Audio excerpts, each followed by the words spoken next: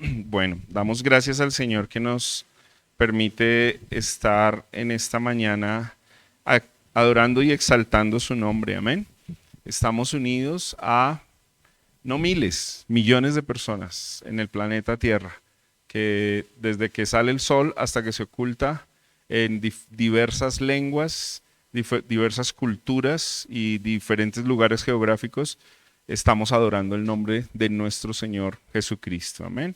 Y como estábamos cantando, Él es la roca fiel y Él es adorado eternamente por los siglos de los siglos. Amén. Y nosotros somos una expresión más del cuerpo de Cristo, representados aquí como una iglesia local que estamos adorando y glorificando el nombre del Señor. Y eso debe en verdad producir gozo en nuestros corazones, porque quien nos convoca para esto es nuestro Señor Jesucristo. Es Dios mismo quien nos convoca para traer alabanza, adoración, ofrendas y para traer un corazón dispuesto para escuchar también su palabra. Amén. Entonces, creo que eso hace parte también de nuestra adoración, estar solemnemente atentos, escuchando la dirección de Dios a través de la Sagrada Escritura. Amén. Vamos entonces a estudiar esta mañana. Yo quiero invitarle a abrir la escritura en la carta del apóstol Pablo a los Filipenses, capítulo 1.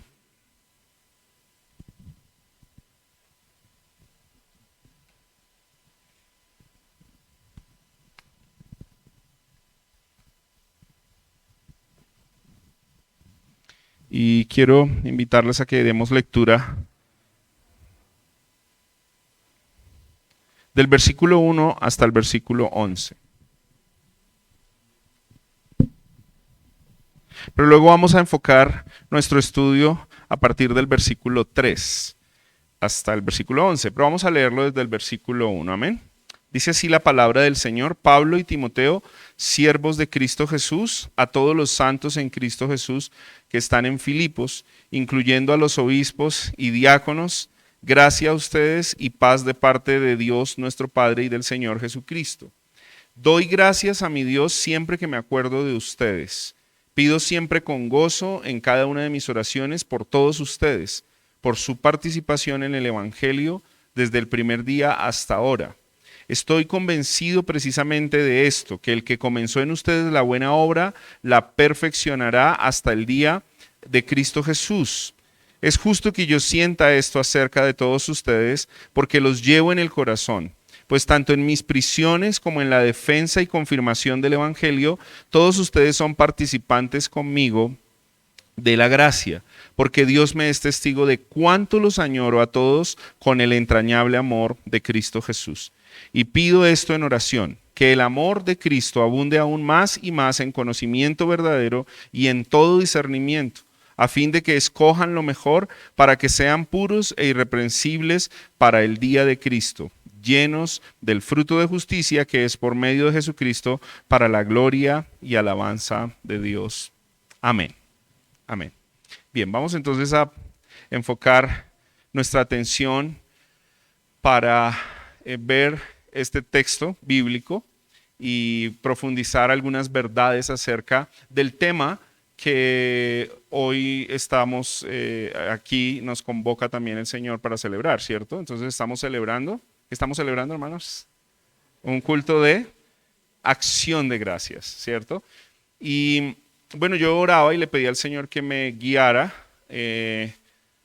para escoger un texto para poder hablar de este tema, porque resulta que este tema es transversal en toda la escritura.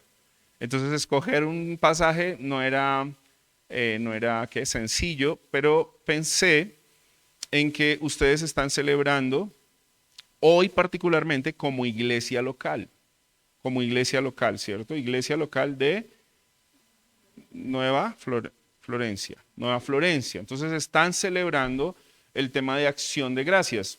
Entonces oraba al Señor y le pedía que me dirigiera y me permitiera compartir con ustedes eh, eh, un texto que fuese propicio, un texto que fuese propicio para la comunidad de fe, para la iglesia local. Y Filipenses es una hermosa expresión del tema de la gratitud, ¿sí? Permítanme rápidamente hacer un contexto de esta carta que vamos a ver en esta mañana. Filipenses es una carta que es escrita por el apóstol Pablo y se la dirige a una iglesia que fue plantada o fue sembrada o empezó a ser comunidad de fe en la ciudad de Filipos. La ciudad de Filipos es una ciudad perteneciente a una región, digamos, de Europa llamada Macedonia. Cuando vemos el tema de geografía, es bien bonito en la historia de la iglesia porque esta iglesia es la primera iglesia en Europa. Recordemos que la iglesia de Cristo empezó en Medio Oriente. La iglesia de Cristo empezó en Jerusalén, luego fue a Antioquía y la iglesia empezó a esparcirse prontamente por todos los lugares circunvecinos a Jerusalén.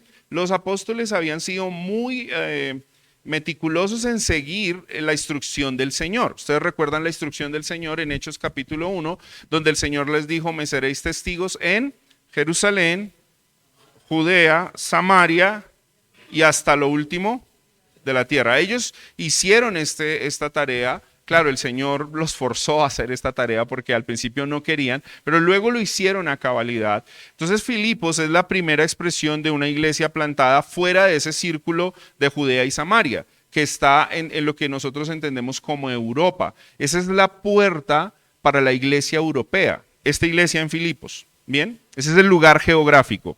Entonces el autor de esta carta es el apóstol Pablo. Todos hemos conocido, hemos escuchado alguna vez o hemos estudiado a profundidad acerca de la vida del apóstol Pablo. Y el apóstol Pablo escribe a esta iglesia y esta carta tiene una particularidad porque aunque tiene instrucciones del evangelio y tiene advertencias del evangelio, tiene un gran contenido de gratitud por ver la obra de Dios hecha en esta iglesia. Entonces hace rebosar el corazón del autor, que es Pablo, y Pablo plasma esto en una carta que escribe y le envía a la iglesia, ¿cierto? Y esto es una gracia de Dios y una misericordia de Dios, porque podríamos decir que estoy convencido que en el momento que Pablo escribió la carta, Pablo no está pensando que esto va a ser parte de la Biblia. Pablo no está pensando que Filipenses va a ser parte del canon del Nuevo Testamento. Pablo sencillamente está haciendo algo natural del Evangelio y es dar gracias a Dios por esta iglesia local. Y eso lo dejas plasmado en una carta y envía la carta a la iglesia. Entonces la carta tiene un gran contenido. Por lo menos 3 cosas son muy visibles en esta carta, que es gratitud, que es gozo y que es amor. 3 cosas, podríamos decir hoy, 3 ingredientes esenciales de la vida de la iglesia.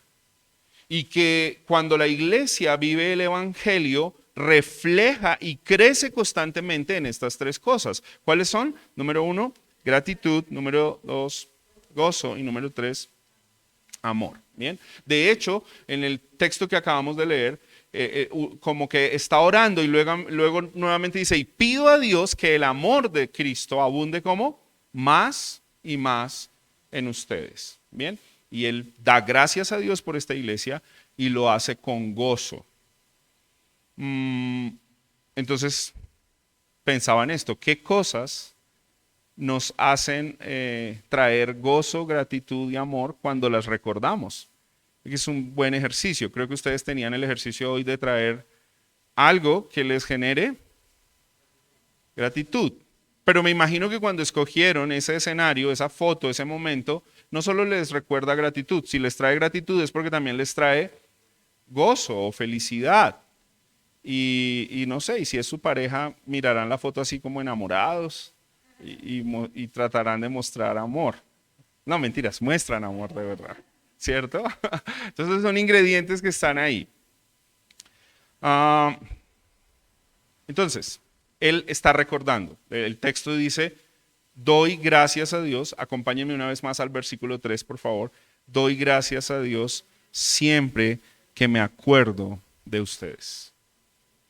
Nosotros podemos recordar a muchas personas y muchos escenarios, pero no siempre nos traen buenas sensaciones o nos producen buenas emociones. De hecho, muchos recuerdos nos causan más queja que gratitud. Pero hay algo particular en esta iglesia que produce gratitud. Es una dinámica que Pablo expresa y yo quiero que veamos eso hoy también a la luz de la Escritura porque, bueno, lo hace con la iglesia de Corinto, lo hace con la iglesia en Tesalónica, pero digamos que la iglesia en Corinto le había causado un poco más de problemas. Entonces, como que la iglesia en Corinto, a la que también le escribe, dice algo así como, doy gracias a Dios por ustedes, por el evangelio en la vida de ustedes, pero les voy a decir unas cosas. Y escribe 2 cartas, que son las más largas del Nuevo Testamento. Tenía muchas cosas que decirles.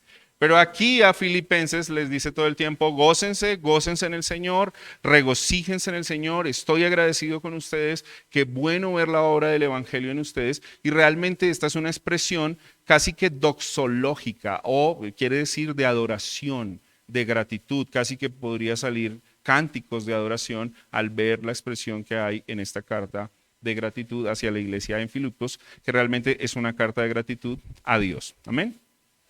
Pensaba entonces en el Salmo. Creo que hoy lo mencionaron nuestros hermanos al estar dirigiéndonos en los cánticos, cuando ellos nos recordaron el Salmo. Bendice, alma mía, al Señor, ¿y qué? Y no olvides ninguno de sus beneficios.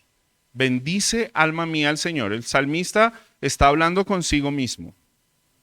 Y está diciendo, por favor, Sebastián, tienes que recordar los beneficios del Señor. Y mire esto, no olvides ninguno de sus beneficios. La exhortación constante, mis hermanos, la exhortación constante del Evangelio es a que recordemos los beneficios y las bondades de nuestro buen Dios. Amén.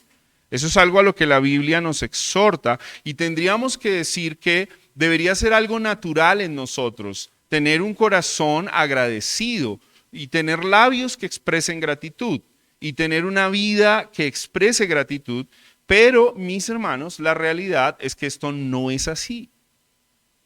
Pudiésemos hacer un examen de, no sé si quisieran luego trabajar bueno, sería bueno como tener una cámara que nos grabe durante un día, como un reality de tu vida. Y al final revisas, pero no lo vas a editar. Y vas a ser muy honesto y pudieses ver cuántas veces tienes expresiones, palabras y acciones de gratitud y cuántas veces no. Y creo que el examen puede ir un poco regular para nosotros. No olvides ninguno de sus beneficios, es la exhortación del Evangelio para nosotros. Bendice al Señor, bendice al Señor por todo, bendice al Señor y exáltalo en todo, no olvides. Entonces yo pensaba en lo siguiente, porque Pablo está diciendo que él trae a la memoria, realmente lo que Pablo está trayendo a la memoria es la obra del Evangelio en esa iglesia local en Filipos. Y cuando él se acuerda de eso, entonces inmediatamente conecta eso con un acto de adoración, que es ser agradecido con Dios. ¿Amén? ¿Estamos hasta ahí? Entonces pienso y lo relaciono con Salmos cuando la exhortación del Señor es no olvides ninguno de sus beneficios. Pero ¿qué es lo que ocurre? Que nosotros tendemos más a olvidar los beneficios del Señor. Por consecuencia, la ecuación creo que la vamos a tener clara. No hay gratitud en nuestros corazones. Hay más queja o más otras cosas. Y esto es importante porque necesitamos que el Evangelio también exhorte nuestros corazones. Y necesitamos que el Evangelio traspase nuestras vidas para que reconozcamos nuestro pecado y vengamos al Señor en arrepentimiento y fe. De hecho, el Evangelio, escrito también por Pablo en la carta a los Romanos capítulo 1, dice que uno de los motivos, mis hermanos, escuchen esto por favor con atención, uno de los motivos de la ira de Dios, Romanos capítulo 1, verso 18 en adelante, es que los hombres no le glorificaron ni le dieron gracias. Miren esto, la ingratitud del corazón del hombre es un motivo para la ira de Dios. O sea que no es una cuestión mínima. O sea que la ingratitud no es un tema de malos modales. La ingratitud es un tema de una rebeldía del corazón. La ingratitud no es un problema de mala educación y la ingratitud no es un problema de mala memoria. La ingratitud es un problema de rebelión. La ingratitud es un problema de autosuficiencia. ¿Por qué? Porque Dios hace beneficios y luego que los hace, entonces nosotros decimos, si no fuera por mí. ¿Ves? De hecho, recordaremos una parábola, no, es una historia real del Evangelio. ¿Recuerdan que el Señor trajo sanidad sobre 10 personas? Estas personas eran leprosas. El Señor les dijo que fueran y se presentaran al sacerdote, porque ¿qué ocurría con un leproso? Un leproso era una persona segregada, no, digamos, estaba aislada, gracias, y la única manera era tener digamos, un acto ritual donde el sacerdote era como un juez que evaluaba, a la vez era como médico, y evaluaba si la persona estaba limpia, y si estaba limpia podía y volver a la sociedad. Y lo que la Biblia dice es que mientras ellos iban, ¿qué pasó? Fueron limpios, ¿cierto? La pregunta es, ¿cuántos reconocieron que esto fue un acto de la bondad de Dios? Uno solo. ¿Y saben qué es curioso, hermanos? Yo no sé si ustedes han hecho el ejercicio o no han hecho la tarea, pero yo les dejo ahí la tarea para que después revisen en la casa, como Equipando Siervos. 9 al parecer eran judíos y 1 era samaritano. ¿Cuál creen que fue el que volvió a dar gracias? Y los judíos entonces consideraron que su acto de gratitud debería estar hacia el ritualismo de la ley, hacia el legalismo y hacia el sacerdocio, cuando ellos no hicieron absolutamente nada. Y aquel que hizo fue ignorado por estos, mostrando un total acto de rebelión y de autosuficiencia. Pero en últimas, hermanos, yo creo que esto refleja el corazón del hombre. Y probablemente nos refleje a nosotros que nos llamamos ser creyentes y religiosos y que conocemos todas las cosas. Y algo que me desafía mucho, y pensaba en esta mañana mientras cantábamos y nuestra hermana nos exhortaba a la adoración, es que podríamos cantar de gratitud, pero vivir una vida totalmente incongruente de gratitud. Si nosotros, decía un pastor recientemente, cantamos muchas verdades, pero cuando nosotros las cantamos se convierten en mentiras. ¿Por qué? Porque no las vivimos. No las vivimos. Entonces no olvides ninguno de los beneficios del Señor.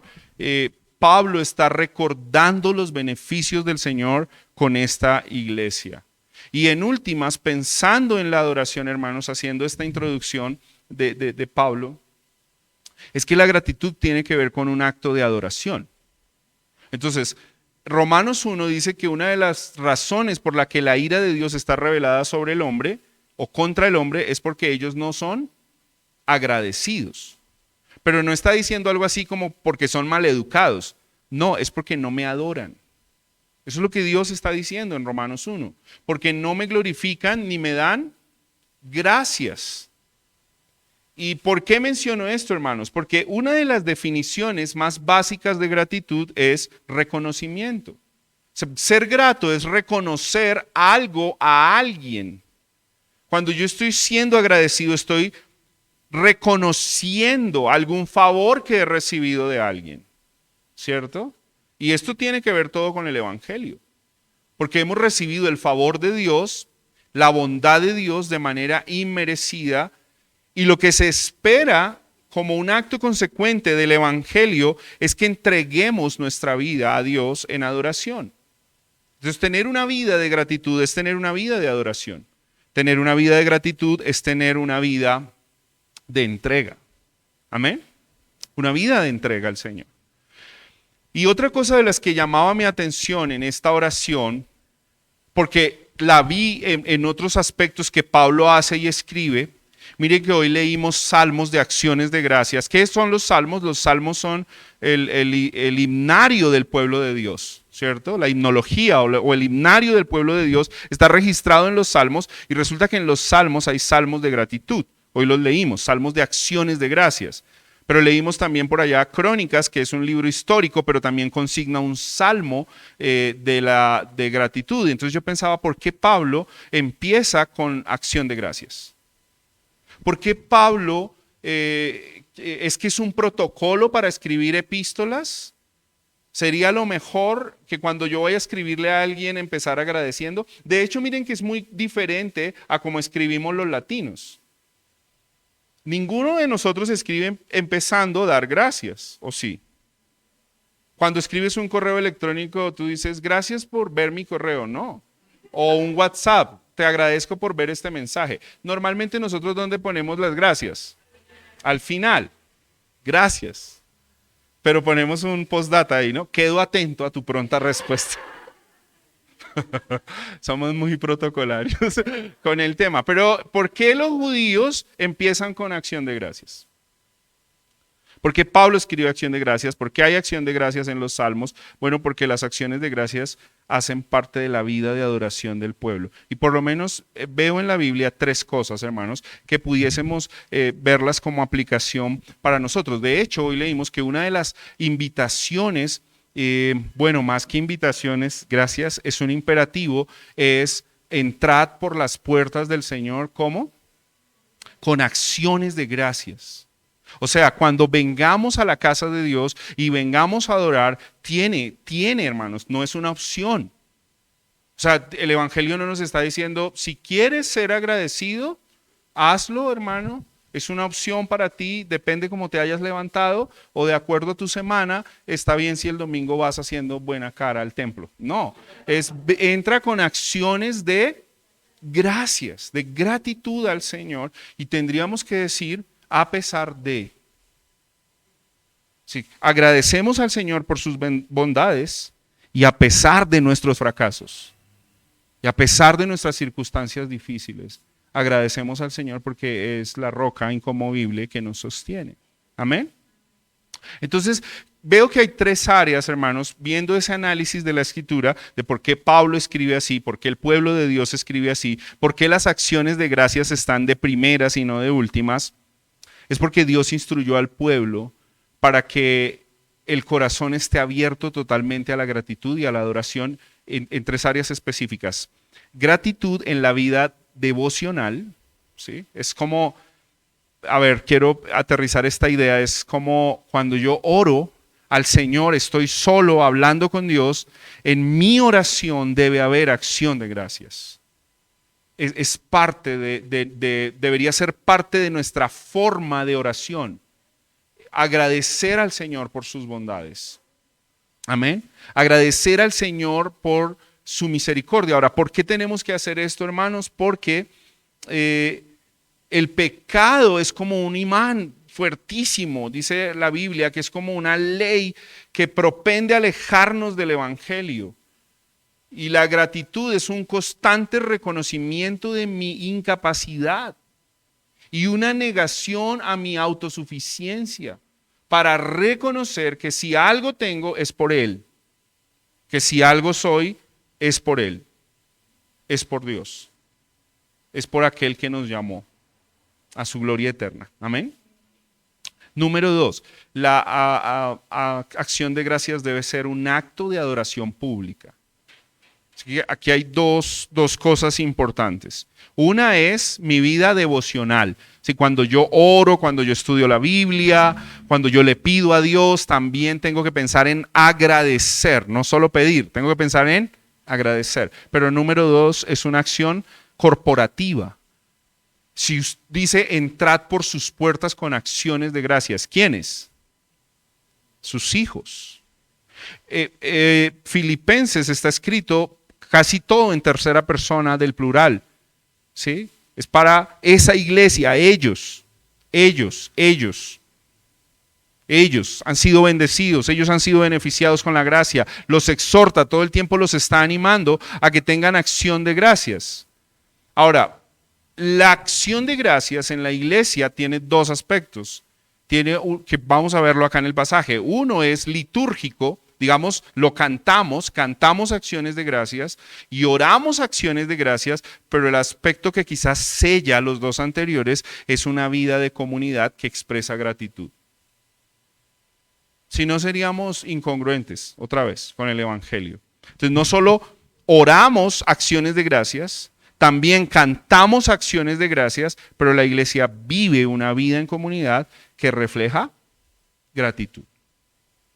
De hecho, miren esto tan interesante. ¿Por qué se llama acciones de gracias? ¿Por qué no se llama palabras de gracias? O expresiones de gracias. ¿Cómo se llama? Acciones o actitudes que reflejan gratitud. Esa es como que la base para eso. Bueno, y lo tercero es una vida constante de gratitud.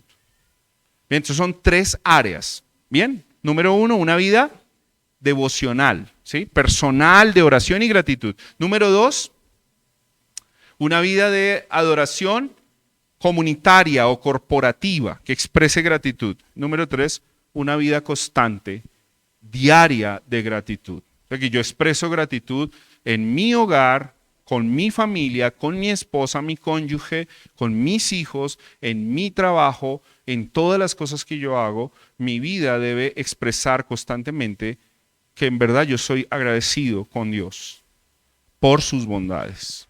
Amén. Entonces, creo que Pablo refleja en esta expresión estas cosas. Muestra que él tiene una vida devocional de oración. Doy gracias a mi Dios siempre que me acuerdo de ustedes. Ahora, si usted quiere hacer una aplicación ahí, ¿se acuerda de sus hermanos en la iglesia para orar por ellos? ¿Sí? ¿O se acuerda para criticar cómo era que venía peinado el domingo? Que el hermanito tal no alzó los brazos, que la hermanita tal hizo lo otro, la otra no trajo las empanadas. ¿Cómo si usted se acuerda para orar por sus hermanos? Pero le voy a poner otro desafío. ¿Se sabe el nombre de sus hermanos? ¿O usted es de los que ora, Señor, bendice a la hermana? O al hermano, al de los pelos parados, Señor, bendícelo. Al que canta. Yo siempre he tenido una lucha con la palabra hermano en la iglesia, que me preocupa que sea más distante que acercarnos. Porque no sé si a veces se vuelve la excusa más fácil de no aprender los nombres de los hermanos. Porque decir hermano y hermana pues es lo más fácil. Pero qué bonito cuando nos llamamos por el nombre y nos preocupamos. No solo es un acto de aprendernos de memoria, no es un juego de memoria. Es que me preocupa realmente mi hermano. Y amén, y mi hermana. Y están en mi oración. Bien, gracias por intervenir. ¿Te sabes los nombres de los niños de tu iglesia? ¿Sabes cómo se llaman? ¿Sabes sus gustos, sus preocupaciones? ¿O estás pensando en, sáquenlos para que no molesten? Debemos entrar en esa vida importante. A mí me parece, ahora Pablo es perfecto en esto, en el ejemplo, porque en la mayoría de sus cartas siempre nombra a las personas. Y si las nombra es porque él tuvo una vida intencional y relacional con las personas. Y habló con ellos y se comunicó con ellos. De hecho, miren que esta carta es la expresión del mejor medio de comunicación que había en el primer siglo. Y era plasmar en una carta todo lo que pensaba acerca de esa iglesia y de las personas que estaban en esa iglesia. Pablo está tan preocupado que mire lo que dice, por ejemplo. Acompáñame un momento en el versículo, capítulo 3.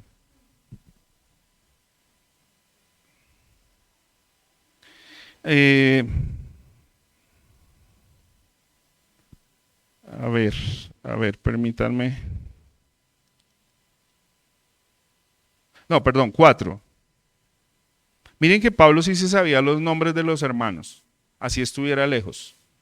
Así que, hermanos míos, amados y añorados, gozo y corona mía estén así firmes en el Señor. Amados, ¿ruego a quién? A Evodia y a Síntique, que vivan en armonía en el Señor. Es interesante esto. Es probable que ellas tuvieran por ahí algún conflicto, porque les tocaba llevar las empanadas, la otra le tocaba hacer el ají, se les olvidó, se pusieron a pelear, ya no querían volver al culto de oración. Es probable que algo así haya pasado. El caso es que Pablo se acuerda de ellas, pero sabe cómo se llaman y sabe qué conflicto tienen. y pide que la iglesia intervenga en ese acto para que se reconcilien. Entonces Pablo no solo involucra una vida devocional de decir, bueno, porque a veces lo hacemos como fórmulas, ¿no? Entonces, ay, sí, el pastor dijo que hay que empezar con acción de gracias, entonces, ¿cómo vamos a empezar ahora orando? Señor, gracias por todo lo que me das, amén, y seguimos orando. Pero más que un acto o una forma, digamos, de protocolo o de orden de oración, es que Pablo refleja una vida devocional de gratitud a Dios porque él ha visto la obra de Dios en estas personas. Amén. Y número 2, invita a las personas que tengan un acto de gratitud cuando están juntos. Acabamos de ver el ejemplo con las hermanas Evodia y Síntique, ¿cierto? Algunos no sabían que esas hermanas existían en la Biblia, pero ahí están. Y están para ejemplo nuestro, ¿cierto? Están para ejemplo nuestro. Y además el tercer aspecto me hace pensar que Pablo también sabe que la iglesia está viviendo una vida de adoración en toda su cotidianidad. ¿Saben por qué? Porque esta carta, cuando los expertos empiezan como a hacer unas categorizaciones para hablarnos un poquito de los contextos, esta carta es conocida también como una de las cartas de la prisión. Y esta carta tiene dos particularidades. La narrativa de esta iglesia empieza en prisión. O sea, el génesis de esta iglesia, el origen de esta iglesia es una cárcel. Y qué curioso que luego que le escribe a la iglesia, ¿desde dónde le escribe? Desde una cárcel. Y a mí eso ya me está dando un mensaje y una aplicación. Y es que nosotros agradecemos a Dios a pesar de las circunstancias en las que estamos. Y ¿saben qué es lo tremendo? Que el que está en la cárcel le está escribiendo a los que están afuera y les dice, ánimo, gócense. Cualquiera de nosotros que estuviera en la cárcel estaría a punto de cortarse las venas, estoy seguro de eso. Y más si estuviéramos sin justa causa, porque en últimas cuando estamos con justa causa dirían, bueno, esto me tocó porque, no sé, robé en la empresa y me gané tantos años de cárcel. Pero es que Pablo está aquí, sus cadenas y sus prisiones son por el Evangelio.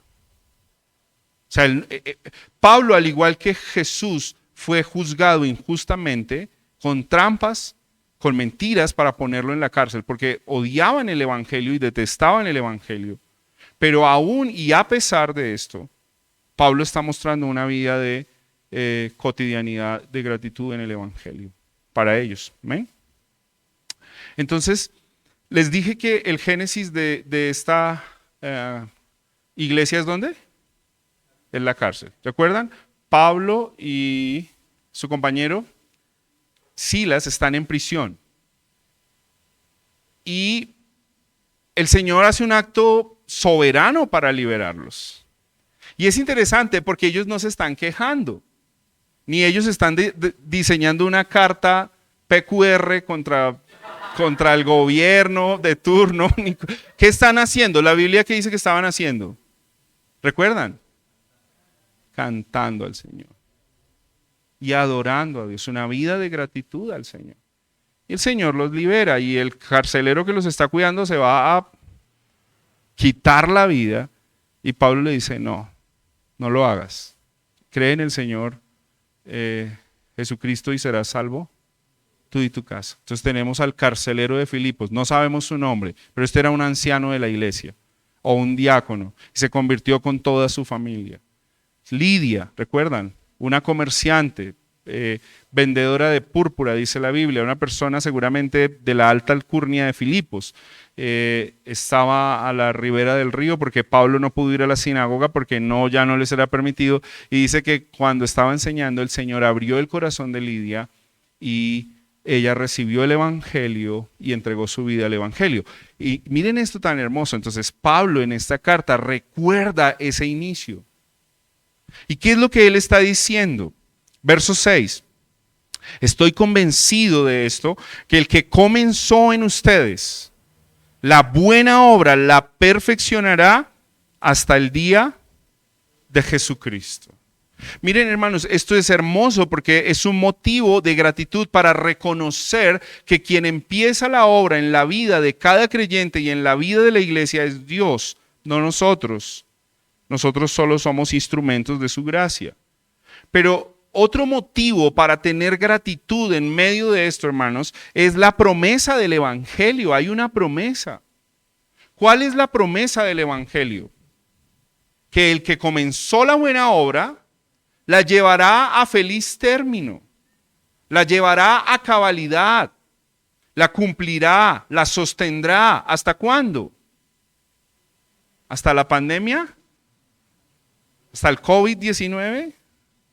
¿La guerra en Ucrania? ¿La subida del dólar? ¿La subida de Petro? ¿O el próximo presidente que sea? ¿Hasta cuándo? Hasta que Cristo retorne en gloria. O sea que las promesas del Evangelio deberían hacernos tener una vida de gratitud como iglesia. Porque las promesas de Dios, hoy cantábamos, y estoy seguro que el Espíritu Santo nos pone en armonía para su adoración, cantábamos iniciando el culto, es que sus promesas son ¿qué? Fieles. Y esa es una razón para agradecer. Las promesas de Dios son fieles. Y saben, con esto quisiera aclarar un poco, porque las promesas de Dios, yo sé que esto puede sonar un poco fuerte, pero las promesas de Dios no son cláusulas para caprichos individuales. Las promesas de Dios es para sostener la vida del Evangelio en la iglesia. Claro, yo podría decir, ¿por qué perdí mi trabajo? Ya no tengo que adorar, o ¿por qué tengo esta enfermedad? Ya no tengo que adorar, o etcétera. Usted puede poner ahí la lista. Pero es que la acción de gratitud es ver la obra de Dios, porque éramos rebeldes, ingratos por naturaleza y merecedores de la ira de Dios. Y lo que ha hecho el Evangelio en nosotros es transformar nuestra vida de pecado. Es que Cristo se puso en nuestro lugar y tomó nuestro lugar para darnos su justicia. Y ahora no somos merecedores de la ira de Dios. Eso es un motivo de gratitud y esas promesas del Evangelio son fieles. Y son hermosas, hermanos, porque no dependen de nosotros. Si de nosotros dependiera permanecer el Evangelio, en el Evangelio fracasamos y no tendríamos motivos para cantar. O cantaríamos hoy, pero mañana estaríamos cantándole al despecho o a no sé qué cosas. Pero este es un motivo para adorar, que las promesas del Señor son fieles y que anulan toda autosuficiencia en nosotros, porque Pablo está recordándole a la iglesia que Dios fue el que comenzó, miren eso tan maravilloso, esa buena obra allá en Filipos, con el carcelero que se iba a suicidar, con Lidia que estaba interesada en el comercio. ¿Recuerdan que había una adivina también? Que de hecho fue la causante de que ellos vayan a la cárcel. Yo tengo un debate con los hermanos que estudian Hechos, porque yo pienso que la hermana ex bruja pudo haber sido un miembro de la iglesia en Filipos. Yo creo eso, pero puedo estar equivocado. Pero ella era una divina. Y la Biblia dice que el Señor la liberó. Bueno, hay gente que es libre como los leprosos y no vuelven agradecidos. Pero yo quisiera tener el beneficio de la duda de meter a esta hermana en la membresía de la iglesia de Filipos. Entonces, el que comenzó la buena obra allá en Filipos, Él fue el que la comenzó y Él la llevará. Miren, esto debería ser una promesa valiosa y maravillosa para la iglesia local. ¿Por qué la iglesia de Cristo se sostiene? Pero no solo la comenzó, la sostiene y la llevará a feliz término. Miren que hay cosas muy fuertes que nos mueven a nosotros la barca. La muerte de nuestros seres queridos, la muerte de un pastor, la muerte de un líder, la deserción de personas, la enfermedad, la virtualidad. O sea, tantas cosas pueden pasar que nosotros diríamos, no va más, no va más, no vamos más. Pero es que si Dios comenzó esta buena obra y la llama buena obra, hermanos, que a veces nosotros la iglesia la vemos con desdén, pero Dios la ve como una buena obra. Entonces Él la sostendrá y Él la llevará a feliz término. Esa es la promesa de Dios y eso debería ser un motivo de agradecimiento para nosotros. Amén. Mire que ellos han participado en una cuestión tremenda. Acompáñame a ver el verso 7. Es justo que yo sienta esto de todos ustedes porque los llevo en el corazón. O sea, Pablo realmente ama a esta iglesia y explica por qué. Porque ustedes han estado conmigo ¿en qué? En mis prisiones. Ustedes no me han dejado solo. Ustedes han participado conmigo en la defensa del Evangelio, en la apología del Evangelio y en la confirmación del mismo. Todos ustedes son participantes de esta gracia. Qué hermoso esto, hermanos. Porque ¿cómo tener un corazón agradecido como iglesia? Es porque todos estamos involucrados en lo que es la iglesia. Saben, una de las mayores razones por las que no hay un corazón agradecido es cuando nosotros parece ser que analizamos cosas en la iglesia como si nosotros no fuésemos parte de ella. ¿Me hago entender? Si hablamos en tercera persona y no hablamos en primera persona. Porque debería ser algo así como cuando algo no esté muy bien en la iglesia, deberíamos decir, nosotros como iglesia estamos fallando en esto. Pero cuando tú dices, es que ya en la iglesia no oran, bueno, me pareciera como si tú no fueses parte de la iglesia. Y lo que Pablo expresa aquí es que hay una común unión que los hace participantes del Evangelio. Mire lo que dice el versículo 5. Mira el versículo 5. Él da gracias a Dios por la participación en el Evangelio desde el primer día hasta ahora. Ellos se involucraron de forma comprometida con el Evangelio y esto produce gratitud en el corazón. Caminamos juntos como iglesia, oramos juntos como iglesia, lloramos juntos como iglesia. ¿Recuerdan? Eso es parte del Evangelio. ¿Qué debemos hacer? Llorar con los que lloran, ¿sí? Sufrir con los que sufren, alegrarnos con los que se alegran.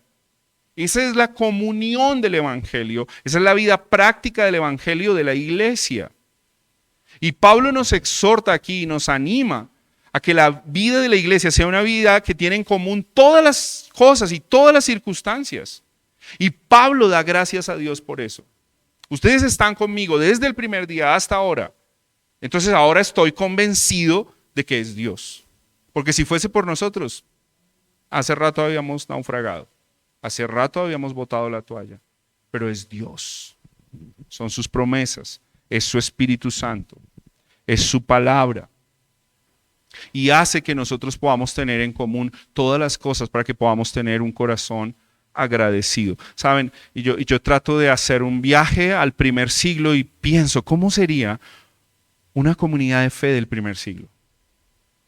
¿Cómo sería un culto del primer siglo? Dice que tenían unos ágapes, comían juntos, se preocupaban, de hecho aquí este texto dice, cuando estén juntos, ninguno tenga más alto concepto de sí que el que debe tener. Antes piense de sí con qué. Capítulo 2 de Filipenses. Y miren a Cristo, porque Cristo se humilló y se entregó a sí mismo. Sigan el ejemplo, sean uno solo, una sola fe, un solo bautismo, un solo Señor. Sean uno como iglesia. Saben, hermanos, yo creo que uno de los problemas que nosotros tenemos que enfrentar y anclarnos en el Evangelio es que nosotros vivimos en una sociedad posmoderna altamente egoísta e individual. Claro, esto es producto del pecado, pero es que cada generación trata de evidenciar algunas cosas más del pecado que otras. Y nosotros estamos evidenciando un alto individualismo. De hecho, por eso es que muchas de nuestras oraciones, primero no son corporativas, son individuales y siempre son pensadas en nuestras necesidades y nunca en las necesidades de los otros. Y hay individualismo. O sea, como que lo importante es cómo me va a mí, cómo estoy yo. ¿Cómo me siento yo? Hermanos, de hecho, muchas veces venimos al culto y juzgamos cosas de nuestra comunión porque yo no me sentí muy a gusto. Bueno, eso no es propio del Evangelio. Por lo menos no es lo que la Biblia nos está mostrando. Nos está animando a esforzarnos, a entregarnos el uno por el otro. Y eso va a producir adoración, reconocimiento a Dios y acción de gracias entre nosotros. Nosotros estamos afanadísimos, hermanos, y yo, excúsenme, bueno, no voy a pedir excusas porque voy a exhortarlos en nombre del Señor. Pero es que la iglesia de hoy está altamente afanada por el tiempo y le preocupa si hoy ¿por qué cantaron 4 canciones y siempre cantan 3? Y no sé, y veo que hacen lectura pública todos los domingos, ¿cierto? Y hoy, ¿por qué leímos 4 si son 2? Y podría pasarnos, ¿no? Y ese pastor invitado que se creyó, si ya tiene que haber acá. Ya tenía que haber, mira, hasta el carro dio voz de júbilo y de salvación por allá. No alcanza. ¿Por qué se demora? ¿Por qué el culto hoy se pasó de las 12? Yo sencillamente les dije, ¿cómo sería un ágape del primer siglo? ¿Cómo sería una comunión de estos hermanos? Donde todas las familias están convocadas para adorar al Señor. Porque la comunión no solo es una comunión pasiva, o sea, que no estoy en contra digamos, de que haya un líder enseñando, porque creo que eso es bíblico y por eso lo hacemos. Pero la comunión no es primariamente pasiva, sino activa. O sea, yo también ofrezco. La Escritura dice, trae alguno salmo, trae alguno doctrina, trae alguno exhortación, trae alguno enseñanza, trae alguna oración. Hermanos, en la experiencia que yo tengo de la iglesia, creo que hemos hecho unos modelos que a veces anulan a las personas, al punto que cuando uno le dice a una persona, ¿quieres orar? Se bloquean y como si cayera un rayo y no, a mí no, les da un ataque. Y yo trato de pensar en una iglesia del primer siglo donde todos estaban haciendo la mano como, quiero orar, tengo doctrina. Yo crecí en una iglesia donde había que hacer lluvia de versículos y para entrar había que decir un salmo de memoria y si no, usted no entraba a la iglesia. Había un hermano que siempre decía el mismo, lo recuerdo, y la iglesia se lo valió, se lo valió. El día de su funeral se dijo ese salmo de memoria. Pero es verdad lo que les estoy diciendo. Pero el hermano decía el salmo y los niños estaban preocupados por aprenderse un versículo y todos están participando y el uno hace y el otro hace. ¿Y nos equivocamos? Sí, claro que sí. Pero es que la diferencia entre nosotros y los pecadores de afuera, la única diferencia es que Cristo nos ha redimido. Bueno, esa es la gran diferencia. Pero seguimos luchando con el pecado. Y nos vamos a equivocar. Y aquí va a haber roces entre nosotros. Y qué bueno que los haya para que se expresen nuestras debilidades y la gracia de Cristo florezca. Cuando no ocurre nada, sería un poquito más preocupante. Si no ocurre nada y todo está bien, quiere decir que no estamos teniendo comunión. No estamos teniendo comunión. Porque cuando hay comunión, la comunión genera fricción. Y es natural. Lo natural no es que nos quedemos ahí. Lo natural es crecer. Y eso es lo que hace la obra del Evangelio en nuestras vidas. Amén. Ahora, por último, hermanos, quisiera mencionar lo siguiente. Pablo no se queda aquí con una acción de gracias, sino que él dice que su oración, hay algo que él quiere ver más abundante en la iglesia, y esto me parece hermoso para la acción de gracias. O sea, nunca nada es suficiente. En el Señor siempre estamos creciendo. Solo Él es suficiente para nosotros. Pero no pensemos nunca como iglesia local que ya llegamos a un punto donde no necesitamos nada más o no necesitamos crecer. Versículo 9, y él dice, pido esto en oración, que el amor de Cristo abunde como muchísimo más en ustedes. Y él pide que la iglesia tenga por lo menos estas cosas, crezca en el conocimiento, miren lo importante de esto, crecer en el conocimiento de Dios a través de la Escritura. Número 2, si crecen en conocimiento, van a crecer en discernimiento. Y esto es un motivo de gratitud para Pablo. Porque no hay nada más hermoso que una iglesia sea sólida y madura en la fe y que crezca en discernimiento. Pablo mismo lo exhortó en otra iglesia, a la de Éfeso, y dijo, lo preocupante sería que cuando vengan vientos de doctrina, ¿qué pase? Se los lleven. Él está pensando en Galilea seguramente, a la orilla del mar de Galilea o del gran lago de Galilea, cuando seguramente un pequeño niño estaba a la orilla y cuando hacía el viento lo tumbaba. Y tomó esa imagen para decir, así es una persona que no crece en el Evangelio. Cualquier viento de doctrina, cualquier dificultad que va a hacer, lo arrastra. O sea que Pablo exhorta y anima a la iglesia a que crezca en conocimiento, que crecer en conocimiento los va a llevar a crecer en discernimiento, dice, para que aprueben lo que está bien y lo que está mal. Esto es parte de lo que Dios quiere para la iglesia local. Y también Pablo expresa que quiere que la iglesia crezca en santificación. Esto es otro motivo de agradecimiento para el Señor.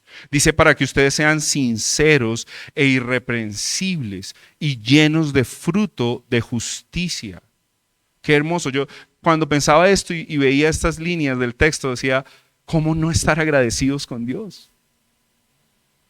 ¿Cómo no estar agradecidos viendo la obra de Dios en la iglesia? viendo que estamos creciendo en santificación, viendo que estamos haciendo las cosas en honor a Cristo. De hecho, el texto termina con un para qué, que es sumamente importante. Versículo 11, para la gloria y alabanza de Dios. O sea que una iglesia que crece, una iglesia que muestra el Evangelio, una iglesia que se sostiene en las promesas del Evangelio, brilla, hace brillar la gloria de Dios. Como embajadores de Cristo. Esa es nuestra función, esa es nuestra tarea. Ahora, el texto 11 también dice que hay un medio para lograr eso. ¿Cuál es el medio? Para que no perdamos el foco. Es Jesucristo. Es por Él, es por Cristo, es a través de Cristo, es en Cristo y solo por Cristo que podemos lograr dar estos frutos de justicia. Porque si no, en últimas, la iglesia terminaría pensando que es por sí mismo, que es porque tienen buenos carismas. ¿A qué iglesia le pasó eso? A la iglesia de Corinto. Pero entonces Pablo los exhorta y dice, sí, tienen muchos carismas, tienen muchos dones, pero no tienen amor. O sea, fue la gran exhortación para la iglesia en Corinto. Necesitamos evidenciar los frutos de justicia y esto produce gratitud. Ahora, miren esto tan lindo. La gratitud tiene estas dos direcciones que yo veo en este texto. Número uno, una dirección totalmente vertical, como la cruz. Por eso es por medio de Cristo y centrada en Cristo y centrada en el Evangelio. Tiene una línea vertical que es agradecimiento a Dios por sus bondades, por sus maravillas y por sus obras. Pero tiene una línea horizontal que está expresada hacia quién, hacia los demás, hacia el prójimo. Resume la ley de Dios. Amarás a Dios con todo tu corazón, con todas tus fuerzas y amarás a tu prójimo como a ti mismo. Quiere decir que la gratitud está en el centro de la cruz misma. Y es posible solo a través de la cruz. Lo demás son solo buenos modales. Pero cuando está anclada en la cruz, es una vida que articula la vida de la iglesia. Entiende su comunión vertical con Dios, su gratitud hacia Dios, pero entiende su expresión de gratitud hacia el prójimo y extiende sus brazos. Me gusta pensarlo de la siguiente manera, mis hermanos. La gratitud tiene que ser relacional, tangible e intencional. Otra vez, quiero ponerlos aquí en este contexto. ¿Por qué Pablo escribe esta carta? Pablo no sabía que esto iba a quedar en la Biblia. Estoy convencido de eso. Pero quedó por gracia de Dios. Y quedó por gracia de Dios porque este hombre de Dios tomó la decisión de tomar papiro, si es que eran papiros del Nuevo Testamento, tomar una pluma y escribirle a la iglesia y expresar lo que siente por ellos. Porque lo ve, porque lo tangibiliza, lo palpa. Ustedes están conmigo en mis prisiones. De hecho, en el capítulo 4 dice, ustedes son la única iglesia que ha estado conmigo en mis necesidades. Miren el contexto de un texto que ha sido tan mal usado en la iglesia. Todo lo puedo en Cristo que me fortalece. Tiene que ver con este contexto. Y es, cuando yo estuve en crisis que no tenía que comer, ustedes me enviaron. Hermanos, y he tenido crisis fuertes y he tenido abundancias. Todo lo puedo en Cristo que me fortalece. Quiere decir que esa gratitud es recíproca, porque Él expresa a la iglesia de forma tangible lo que Él ve y siente por la iglesia, les enseña, ora por ellos, pero ellos también están preocupados por Él, lo acompañan en sus prisiones, dan evidencia de fe, apoyan con sus ofrendas, lo acompañan tangiblemente con su calor y su compañía cristiana, y esto muestra cómo Dios está obrando en el corazón de esta iglesia.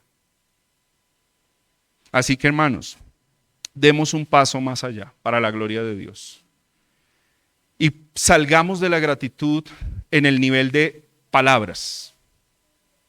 Está bien tener palabras de gratitud, pero la gratitud es más que palabras. La gratitud es más que buena educación. La gratitud es mostrar un corazón de adorador y de adoración. La gratitud bendice el pueblo de Cristo y la gratitud glorifica a Dios. Oremos al Señor. Yo quiero animarles a estar en pie junto conmigo.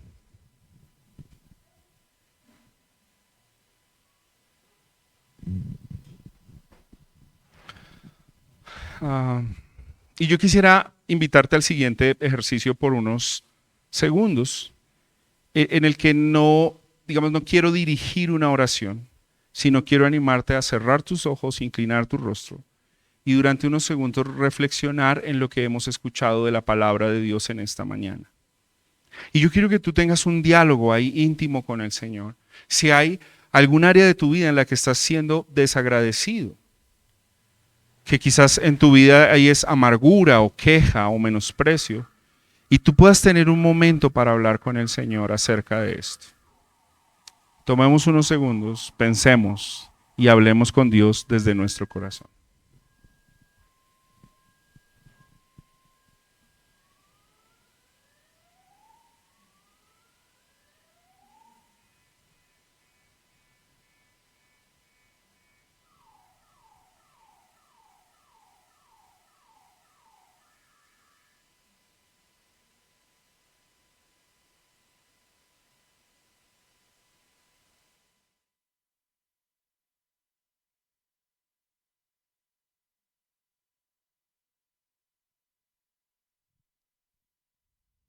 Señor, muchas gracias